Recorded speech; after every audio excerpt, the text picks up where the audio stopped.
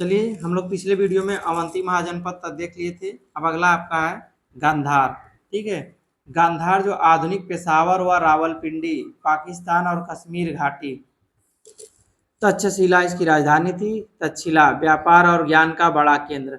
यही तक्षशिला जो है विश्व में पहला, दुनिया में पहला विश्वविद्यालय था जहाँ लगभग 60 देशों के लोग यहाँ पढ़ने आते थे और ये भारत का हिस्सा था। इसी वजह से ये इस तरह के, और एक नालंदा विश्वविद्यालय था, तो सबसे पहला तक्षशिला विश्वविद्यालय है। और इस तरह के विश्वविद्यालय में विदेशों के लोगों को आकर पढ़ने के कारण हम लोगों को भारत को विश्वगुरु कहा जाता था। ठीक है, और तथागत गौतम गौतम बुद्ध जी के ज्ञान की वजह से। तो आगे देखते हैं हम लोग, ये कहाँ पड़ता है? गांधार। इस समय कहाँ है ये? पेशावर, रावलपिंडी, पाकिस्तान और कश्मीर घाटी का हिस्सा है इस समय। ठीक, इस समय के राजा थे पुष्कर सरीन। मगध के साथ मधुर संबंध थे और अवंती के विरुद्ध सफल युद्ध का संचालन किया। अखामनी सम्राट डेरियस के बेहिस्तून अभिलेख में उल्लेखित है कि 6ठी शताब्दी ईसा पूर्व में गांधार के उत्तरी भाग पर फारसियों ने जीत हासिल की। इसके बारे में हम लोग आगे देखेंगे। अभी महाजनपद देख लेते हैं। कंबोज, राजौरी और हजरा कश्मीर में और पाकिस्तान के प्रांत की उत्तर पश्चिम सीमा। इसकी राजधानी लाजपुट हाटक। प्राचीन समय में कंबोज अपने उत्तम नस्ल के घोड़ों और उतने ही असाधारण घुड़सवारों के लिए प्रसिद्ध था, जो आज उत्तर पथ या उत्तर पश्चिम में स्थित थे। उसके बाद है अस्वाक अस्सक, गोदावरी नदी के किनारे स्थित गोदावरी और मंजीरा नदियों के बीच।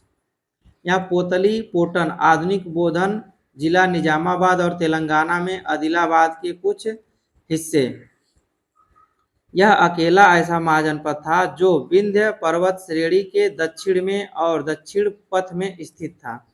मगध, आधुनिक पटना और गया।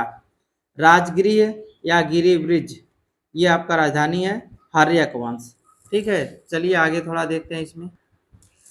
यह बात ध्यान देने योग्य है कि 6ठी शताब्दी ईसा पूर्व में सबसे शक्तिशाली राज्य मगध, कौशल, वत्स और अवंती थे। मतलब 6ठी शताब्दी ईसा पूर्व में सबसे शक्तिशाली राज्य जो था मगध, कौशल, वत्स और अवंती थे। और महाजनपदों में से 2 वज्जी व मल्ल गढ़ संघ थे। गढ़ संघ जिसका शाब्दिक अर्थ उन गढ़ों की सभा था जो अपने को समान स्तर का मानने का दावा करते थे। ठीक है, राज्यों की वैकल्पिक सरकार थी। गढ़ संघ सभा की सरकार थी और उस समय में भी उनका एक कुलीन तंत्र था। कुछ गढ़ एक वंशी थे, उदाहरण के तौर पर शाक्य और मल्ल, जबकि अन्य बहुत से वंशों के संघ थे जैसे कि वज्जी। हम लोग आगे देखेंगे। गढ़ संघ मतलब मुखिया द्वारा चलाए जाने वाले छोटे छोटे क्षेत्र और कुलीन तंत्र और राज्य देखेंगे। तो चलिए पहला देखते हैं हम लोग। इसमें शासक का पद वंशानुगत नहीं था, पहला चीज। और उसे गणपति या गणराज्य के नाम से जाना जाता था। शक्ति एक कुलीन तंत्रीय समिति में निहित थी, जिनमें प्रमुख क्षत्रिय परिवारों के मुखिया शामिल थे। वह गढ़ों की अधिकार संरचना में अधिकतर जनजाति व्यवस्था के तत्व थे। राज्य में देखते हैं।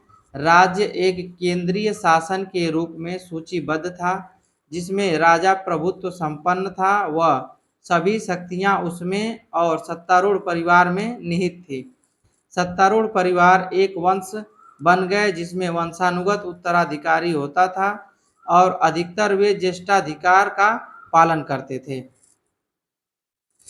अगला है आपका अधिकतर गण पूर्वी भारत की हिमालय की तलहटी में या उसके पास बसे हुए थे, जो कि यह भी बताता है कि संभवतः राज्य के बनने तक के परिवर्तन काल से पूर्व उसकी स्थापना हुई होगी, क्योंकि निचली पहाड़ियों के जंगली इलाकों से साफ करना दलदली मैदानों, जंगलों को मैदानी जंगलों को साफ करने से अपेक्षाकृत अधिक सरल होता है।